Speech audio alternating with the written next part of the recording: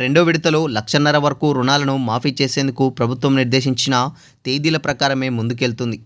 ఈ మేరకు మంగళవారం మధ్యాహ్నం 12 గంటలకు అసెంబ్లీ ఆవరణలో రుణమాఫీ రెండో విడత కార్యక్రమాన్ని సీఎం రేవంత్ రెడ్డి లాంఛనంగా ప్రారంభించనున్నారు. ఇందుకు సంబంధించి అధికారులు అన్ని ఏర్పాట్లను పూర్తి చేశారు.